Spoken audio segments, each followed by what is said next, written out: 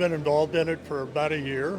Exchanged 1031 5 units into it about a year ago, and everything's going well as presented.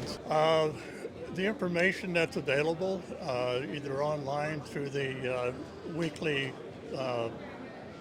events that they do, what do they call them? Not podcasts, but webinars? Or? Yeah, webinars. Yeah. So there's information there, and they've always provided the information that I needed. So I'd say K Properties.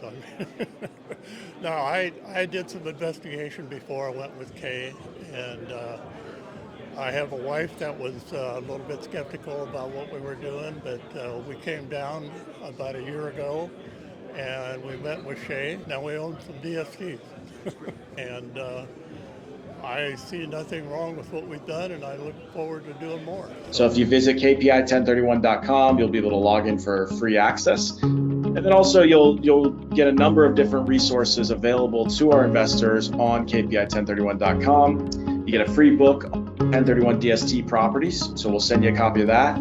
A free subscription to the 1031 DST Digest magazine, which has all sorts of case studies, tenant overviews, educational resources and articles in the 1031 DST Digest. You'll get access to free educational 1031 DST conference calls. We host weekly conference calls every week with our investors on various topics in it regarding 1031 exchanges, asset classes, financing, debt-free, zero coupon offerings, different strategies to use when thinking about a 1031 exchange into DST properties.